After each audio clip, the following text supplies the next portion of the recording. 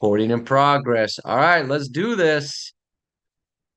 Let's make it happen. All right, so we're going to do some October market stats. What's going on in the market? What's happening? All that fun stuff. So let me share my screen. All right, we're going to start with logging into the MLS.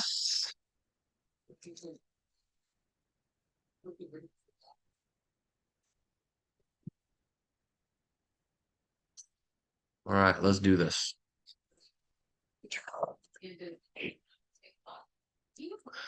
All right, first thing I want to do here is just let's go look at the matrix.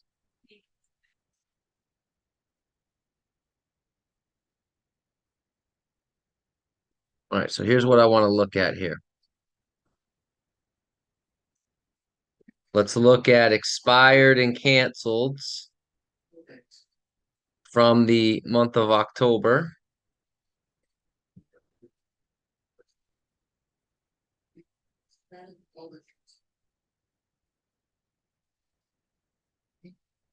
All right, so how many expired and canceled did we have in October in our MLS last year? Let's take a look at the results. 3,585. 3,585. Does that seem high? Does that seem low? Does that seem right on target? Probably a little bit higher than last month. So here's why I always like to look at that. Okay, not because I want you to go call 3,585 expireds, because I don't really. Just being honest. But the reason that I wanted to look at this is because it's great information to have when you're talking to a seller. It's great information to have when talking to a seller. What I mean by that is there are a number of sellers that live in a world, whatever world you want to describe it as, that their home is worth more than what it is. Okay. And there's a number of sellers that think that an agent who says they can get them a certain price, clearly that's the price it should go with, which is always higher. Now, we know that's not always accurate. So when you can tell a seller that last month 3,585 homes expired, it helps you keep control of the pricing in the conversation. So, for example, when a seller says, well, why don't we just list it at 900,000? I want 900,000. You're suggesting we list it at 850. Okay, Mr. Seller, can I tell you why that concerns me? Sure. Well, last month, did you know that 3,585 homes expired? Meaning that the home was listed for sale and 3,585 times no one bought it. Do you think that number's high or low, Miss Seller? That sounds really high. Yeah. Okay. Why do you think those homes didn't sell? Well, price. Yes. So don't you think it's really important that we price your home correctly in order to get it sold? See, sometimes we have to remind them that not every home sells, so that's really important. The other thing I always like to point out here on the expireds, when you look at this, and for some of you that are here every month, this is kind of repetitive, but bears repeating, is you go over to this column here that says BAC. BAC. Okay, BAC stands for Buyer's Agent's Commission. Now you can't sort by this anymore. That's all part of the lawsuits. But when you let's just scroll down. Let me turn this to 100. If we don't have to filter by it, but if we just scroll down this column right here, is there anything that stands out as interesting to you in terms of the fact that these are all expireds? Is there anything that stands out that's interesting when I look at this column?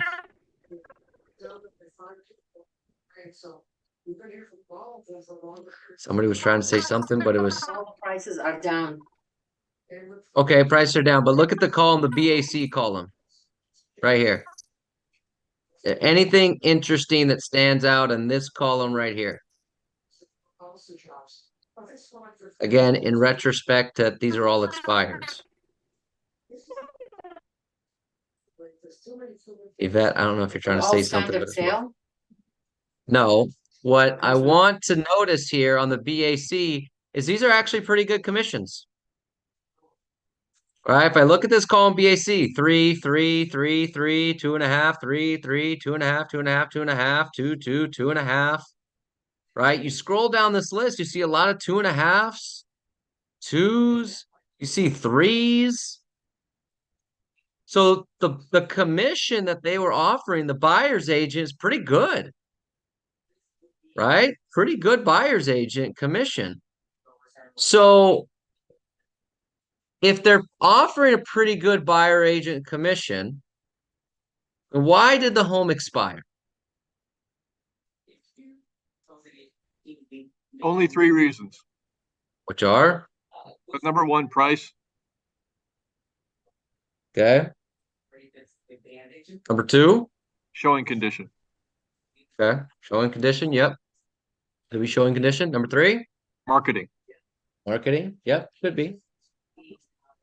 So, and so here's what I want to go off what Mark said. It's predominantly price because they're offering the high buyer's agent's commission. So I only bring this up because one of the objection handlers on the price reduction script is it says there's a couple different things we could do. We could lower the price, we can increase the buyer agent commission, and I'm here to tell you that you can increase the buyer agent commission to 12%, and it doesn't matter if the home is not priced correctly. Okay, does not matter. Now, I want to mention something else here that Mark had brought up on marketing and showing. So here's a little tip for people. Whenever you're going on an appointment, and let's say it isn't expired, take a look at how the photos look on that listing. Because you can then now here's what's really important though. Take a look at the photos of that previous listing and see if the photos are just garbage photos, right? You could tell they're not professional photos that are taken, things like that. And you can bring that up to them at the sale. Mr. and Mrs. Seller, where do you think most buyers first look for properties? Online. Online. Not only is it online, it's on this little itty bitty device called a cell phone. So your house, it's not even that your house is seen online, it's seen at about this big. So photos are absolutely unbelievably important. And based on the photos of your listing, I'm guessing that listing agent did not hire a professional photographer, did they? No, I don't think so. I think they just took the photos themselves. So now your listing is in the hands of a cell phone of somebody multitasking while they're watching it, while they're looking at it. Photos aren't that great. They passed on it. What can really help though is if you also had a listing recently that's closed or listed that has professional photos, that then they can see the comparison. Okay, so little tip there on the expireds.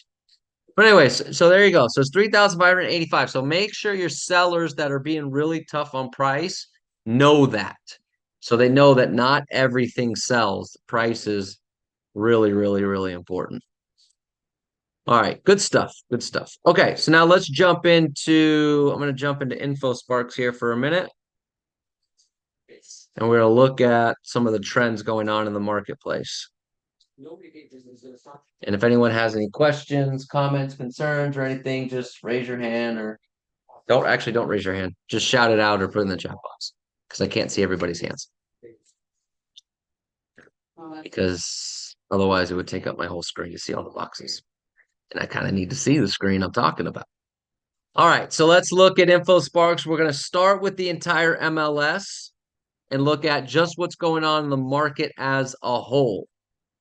Okay, so we're going to go down here. Let's look at new listings. So what new listings are homes that got listed for sale in the month of October. Now you're going to see over here this number 19,944. Everybody see that? 19,944. So that means in the month of October in our MLS, there were 19,944 listings that hit the MLS. Okay, and that's down from the previous months. Okay, so we're entering that fourth quarter kind of decrease, right? 22,000 in August, 21,000 September, 19,944 in October. Okay. Active listings. Actually, right here, you see this number, 38,553. So new listings were how many new listings hit the market in October. Active listings are the total number of listings in October. So 38,553. Okay. And that's actually slightly up from the last couple months. It's not a lot, but there's a slight uptick in the number of active listings. Okay. So now let's play a game. The number of new listings is decreasing, but the number of total listings is increasing. What does that mean? What stat is changing in the marketplace that's causing if new listings are going down, but the total number of listings are up, what stat is changing that's causing that? Anybody want to? Sold, yes, Days on but market. days on market. I'll bet if we look on days on market, the average days on market, because Linda, you're right, the solds are changing, but it's because the days on market is increasing. So the number of new listings are decreasing. So if the number of new listings are decreasing, then the number of total listings should be decreasing, right? But what's happening is that the listings are decreasing, but then the total listings are increasing. That just means it's taking longer for listings to sell. And that's why the number of total listings is on the market is still increasing. So I'll bet if we go to days on market, oh, look at that. It's not a lot, but we are seeing an uptick in days on market, right? It's been flat for 5 months. It was flat, and then we just saw for the first month an uptick. Not a big one. It went from 27 to 29. So it's not like all of a sudden we're back up here at 46. But it is just a sign when you look at the fact that new listings are going down and active listings are going up, the days on market are going to go up. So I'll bet when we get the November stats, the days on market's going to be even higher. So do you think it's important for your sellers to know that the days on market is increasing? Yes. Because do some sellers think that you're supposed to sell the house in a week? Yes. And look, it's possible. Obviously, it's possible. We see listings all the time that sell in. I mean, we had one last week, Jennifer Badillo in our Temecula office. She got it into escrow in 6 hours. So that was pretty impressive. But the days on market is increasing, and we're seeing that in a lot of our marketplaces. Okay. As a lot of our marketplaces, you're starting to see the days on market go up. So your sellers have to know that. This is the kind of information that you need to know so you can provide to your sellers that information.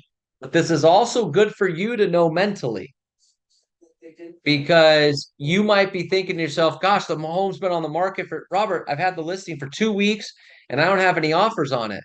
And I'm going to go, okay, well, let me know what happens in the next 2 weeks, because the average is 29. All right.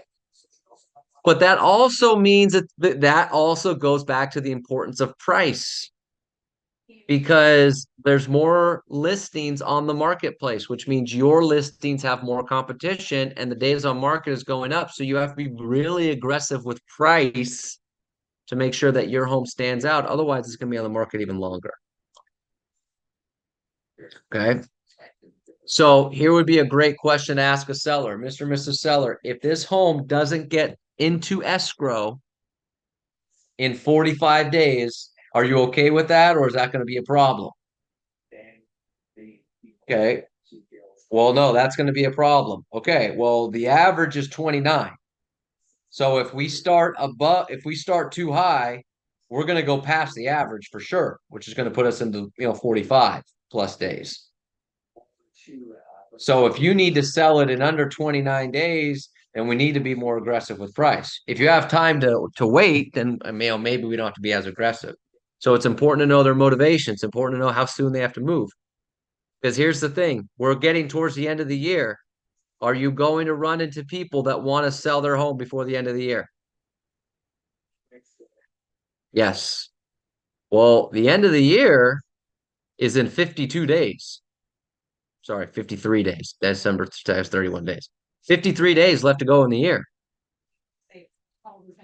So how many days is a typical escrow? 30? 45. 30 to 45? Okay. Well, if it's 45, then they have 8 days. So if you went to a listing appointment today and said, "Hey, I want to close by the end of the year," okay, well then, hey, Mr. and Mr. Seller, my average escrows take about 45 days, which means we have 8 other days to get the home into escrow. So not only do we need to have it on the market tomorrow, we need to be priced very aggressive. Otherwise, it's not going to close it by the end of the year. And then even if your escrow is, say, 30 days, okay, that gives you, so there's 53 days left. So you have 23 days. So you meet with a seller today, they say, "I want to close at the end of the year." Okay, then we need to be in escrow in 23 days. The average days on market's 29. So we need to be a little bit more aggressive with pricing. Otherwise, it's going to roll over to the first of the year. Okay, so these are conversations you need to have. All right, good stuff. All right, so that's kind of a little bit on the listings. Pending sales down, right? We're seeing a big drop in pending sales, 12,000 last month. Okay, so obviously the pendings are down, not as many deals going into escrow. That's again why, going to Linda's point, there's not as many closings, not as many escrows, and so that's why their listings are staying on the market. Not as many pending sales, which then the closed sales were actually flat. So closed sales were flat last month. They'll be down next month, okay? Because when the pendings go down, this is a reflection of future closings. Pendings are reflections of future closings. Because if 12,000 deals go into escrow, it's hard to close 20,000 the next month. That's hard to do. Okay. So 12,000 went into escrow. So you're going to see probably a drop in closings in November. Okay. Close volume remained a little bit flat. Okay, so which is about the same. So closed sales were flat, closed volume flat. We talked about days on market. So next one, I want to go over price per square foot. Price per square foot, we've seen a slight drop in price per square foot. Now, again, it's not a lot, but it's at least something worth monitoring. Something worth monitoring, because you see, we were a couple months ago, we were at $532 a square foot. Now we went to 529. Now we're at 523. So we've dropped $9 in the last 2 months. An average. Oh, I'm sorry, that's median. Average price per square foot. We were at 599. Now we're down to 586. So we've dropped $13 price per square foot on average. Okay. So again, not a lot, then game changing, but it's worth monitoring because days on market are going up. Price per square foot 2 months in a row has gone down. All right. So we're starting to see it's a little slowdown right now. Okay. Which again, it's not, but it's not big. So it's not like, oh my gosh, type of a thing. It's just, okay, Mr. and Mrs. Seller, we got to be a little bit more aggressive with our pricing. We got to be more aggressive with marketing. Or you need to be able to tell this to a seller to say, this is why you need to work with a professional like myself. Because Mr. and Mrs. Seller, If you work with the average agent, it's going to take you 29 days. The average price per square foot's going down right now. Okay. So price per square foot, I'm sorry, sales price kind of flattened out. If you don't work with a great agent, it's going to take you a lot longer and you're going to get a lot less price. So right here, Mr. and Mrs. Seller, in April of 2022, you could have hired a monkey.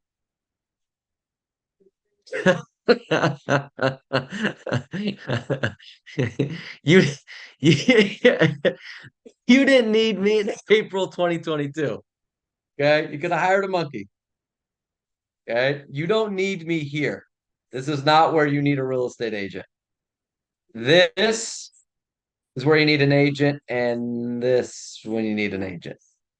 Okay, so make sure you're explaining that to them. But here's the homework assignment.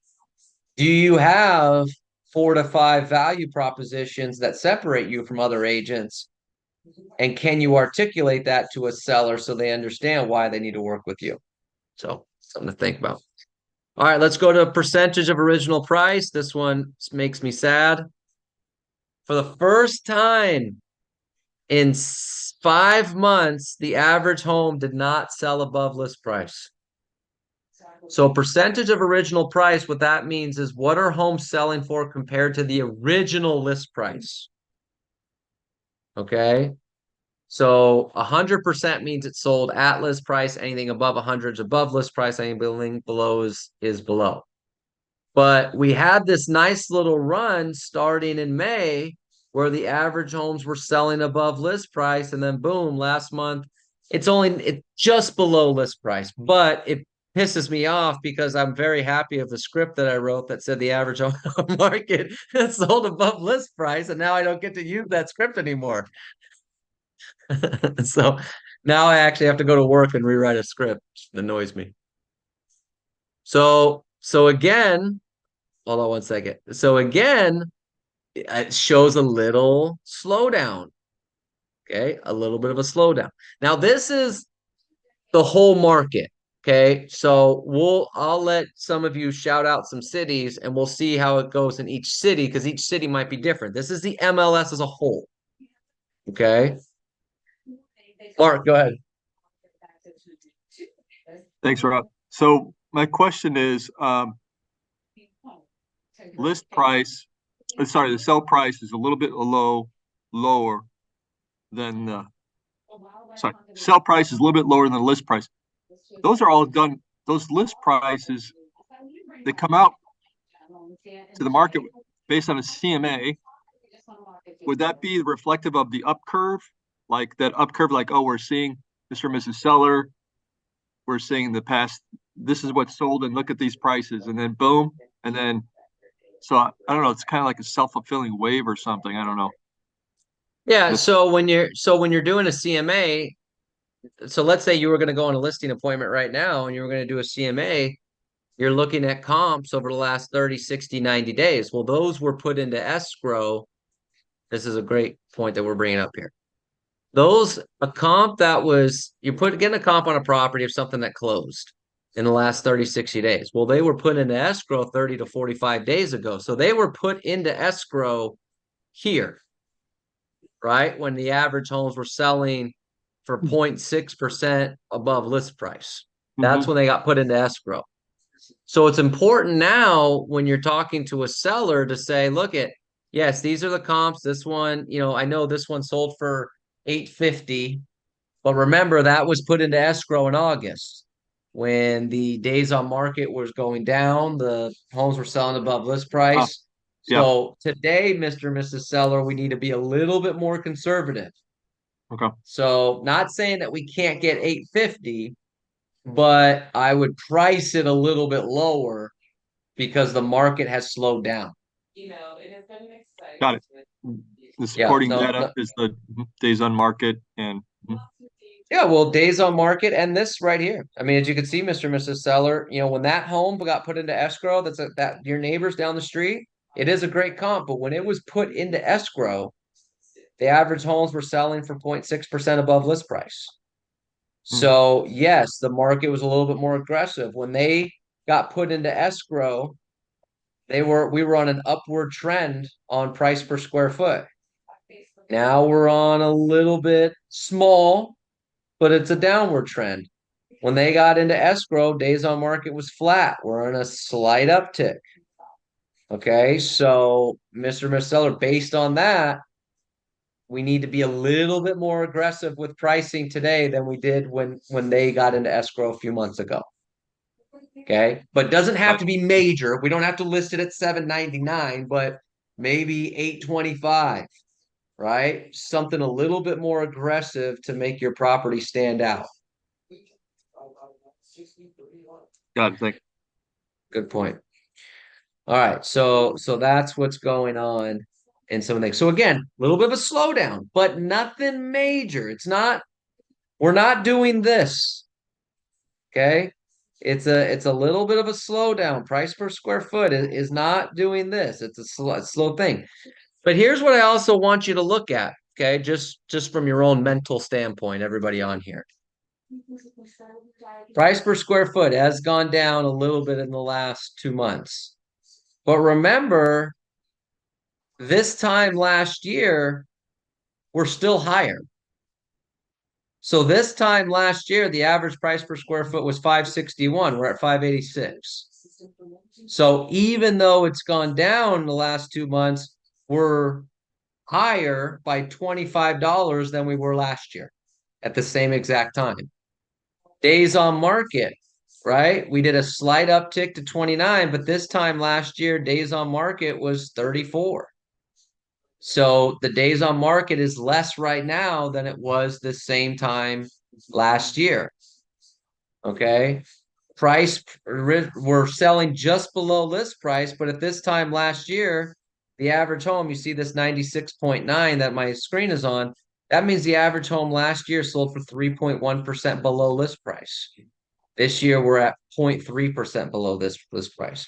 So while it's a slight slowdown from the last couple months, if you compare this to where we were a year ago, we're still in a much better place. Okay, so for everyone's mental health, we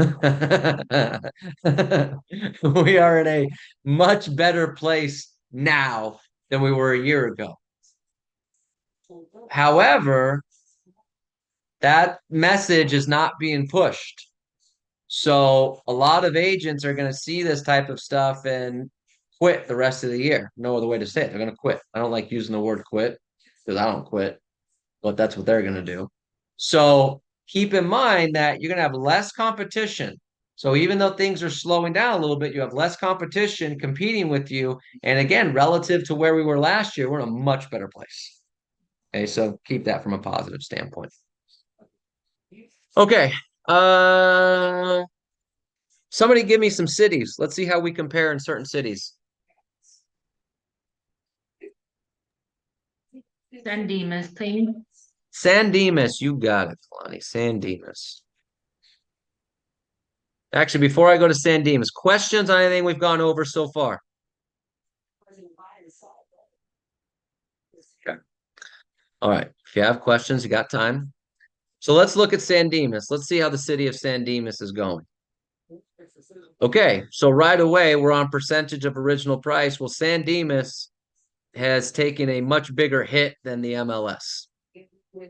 Because if you look at San Dimas was at 102.1. So I love these numbers because I always feel like I'm talking about radio stations.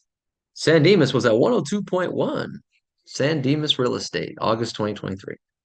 So they were at 102.1, but look what they've done the last 2 months. September, it went from 102.1 to 100.3 to last month, 98.1. So San Dimas, last month, the average home sold for 1.9% below list price, where just 2 months ago it was selling for 2.1%. That's a 4% swing in San Dimas. So San Dimas certainly taking a little bit of a hit right there.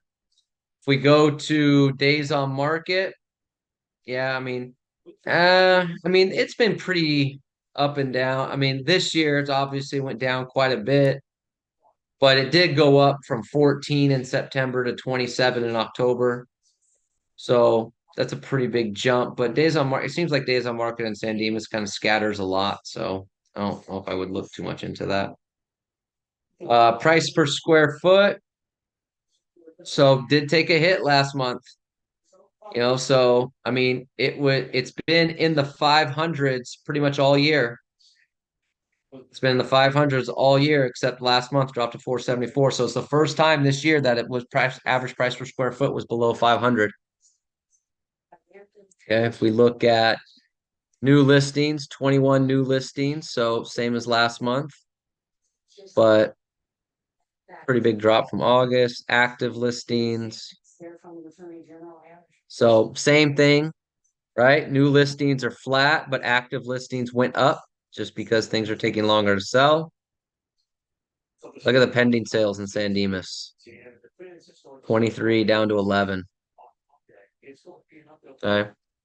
So I look at this in San Dimas and I'm talking to sellers saying, if you're not motivated to sell, don't sell it. But if you're motivated to sell, we got to get it on the market. And we got to be aggressive with price because the trend is not going in their favor. So any sellers that are really motivated to sell, I would get them listed now, aggressive on price. If they're not motivated to sell, then they should just wait. Talking with a buyer, I would look at buyers right now and say, this is a really good opportunity for you in San Dimas because if you're a buyer right now looking in San Dimas, you have some really great negotiating power. So I would get on the phone with my buyers in San Dimas and see if maybe they'd be interested in going to see some properties. They're probably gonna say, well, we'll just wait to see if it goes lower. But I don't know. If they're motivated, I would say this is a great opportunity for buyers in San Dimas. Or if you have a list of investors that are maybe looking to buy up some more properties, it's a great market. San Dimas is a great market for them right now. I'm not saying that she was. All right, give me another one. You can't do so much where it kind of strains common sense. I'm actually doing you all like your work for you right now, so it only benefits you to give me a city. I mean, I don't have to. Baldwin Park. I don't know why people aren't just shouting out cities. I'm doing the work for you. All right, let's look at Baldwin Park. New listings. New listings gone down, but they've been pretty up and down all year. So I wouldn't say that's a trend. Active listings went up slightly last month. But look at same thing. Look at pending sales. Was that 23 in July, 2016, 11. So pending sales in Baldwin Park, certainly taking a hit. Days on market went from 9 to 20. It's a pretty big jump in 1 month. But I mean, 2 months ago it was at 19. So I think Baldwin Park, September days on market, it just looks like September was a really odd month in terms of days on market. So I wouldn't really be overly concerned with that. Percentage of original price. Now, see, here's what's interesting. Look at this in Baldwin Park. So it went down last month, right? But the average home in Baldwin Park is still selling for 5.4% above list price. It's pretty wild. So hold on, I'll look at the other ones. Price per square foot went down a little bit. It's down to 543, but that's actually the second. See, here's what's interesting. If you look at 543, you'd have to go back to May of 2022. I mean, it's the second highest since May of 2022. Only September had higher. So you're still at a pretty good price per square foot.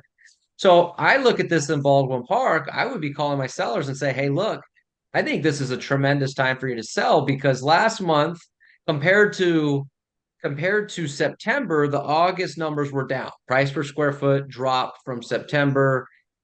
Days on market went up. Homes weren't selling for as much above list price, but Mr. and Mrs. Seller, the average home is still selling for 5.4. So I would get this home on the market. I mean, price per square foot's the second highest it's been in a year and a half.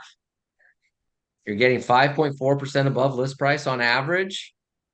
I mean, I would get it on the market now just in case this becomes a trend and the prices soften a little bit. I mean, this is a tremendous opportunity for you to sell your house. So if I was a Baldwin Park seller, I'd get it on the market now. I mean, because you still have you're still in a seller's market in Baldwin Park. I would do that. And then if I'm talking to a buyer, I would just tell them same thing. Like, look, we got to be aggressive. There's not a lot of lists. There's not as many new listings on the marketplace, and the average homes are selling for 5% above list price. So if you're looking to buy in Baldwin Park, you really don't have much negotiating power, and you don't really seem to have much hope of new listings on the market. So let's be aggressive. So I would look at that. So a little bit of a stronger market in Baldwin Park, certainly compared to San Dimas. All right, let's do another one. Hemet, Hemet. All right, let's look at Hemet. So, hey, look at Hemet. Actually went down in days on market compared to last month, 34 to 32. So that's nice. Let's look at average price. So went down, but went down slightly. So you're at 98.5. You were at 98.8 last month. So still selling. Hemet's been below list price 3 months in a row, but just a little bit down slightly. Okay. Let's go to price per square foot. Pretty flat, 254 to 251. Okay, so pretty not much going on there. New listings are down. 152, so not as many new listings on the market. Active listings remain flat. So again, homes not selling quite as quickly. Pending sales are down. Kind of the same trend as everyone else, just kind of going down. But I look at Hemet and been pretty stable. I mean, days on market dropped a little bit, but it was 32, which was the same as August, and June was 30. So you're minus actually July, where it went up to 38. You've been kind of in the same spot for the last 5 or 6 months. Percentage of original price, pretty flat compared to last month. Price per square foot, pretty flat compared to last month. So you got a little bit more of a stable market in Hemet compared to other places. So, if I'm talking to a seller, I would just say, look, things are pretty stable right now. So if you're interested in selling, I think now's a great, let's get it on the market, because things are stable. I don't know if they're going to go up or down. So, but it's pretty stable. Buyers, same thing, pretty stable. So you could buy a property. You might have some negotiating power, not a lot.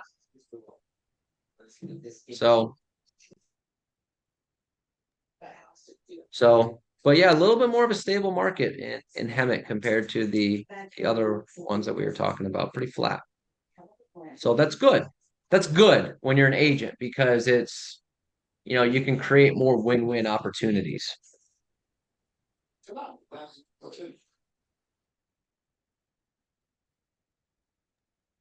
So good stuff there. But again, if you look at Hemet, same thing I wanted to show here. So if you look at the price per square foot, you're looking at 251. This time last year, you were a little bit less, right? So certainly in a better position than you were last year. Days on market, this time last year, you were at 37, you're at 32, so a little bit better.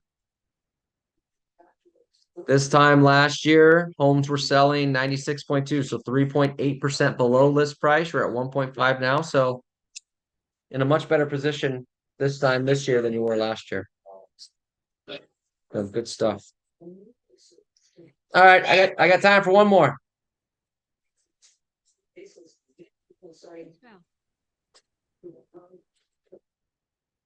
Or not.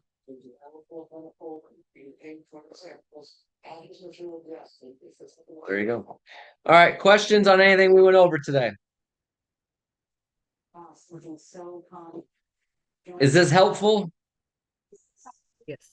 Yes, it That was is. great. All right, I've got 3. All right, good stuff. I think this stuff is great. I think when you can utilize this stuff with your clients, it makes a big difference. So hopefully that works out for you. But Robert, I have a question. go ahead. So in this market currently, are we doing for selling comp, is it 3 months or is it 6 months?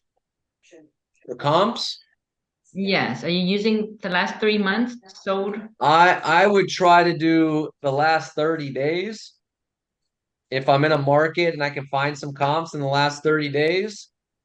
But if I can't find any comps in the last 30 days, I would just keep going out 30 more days.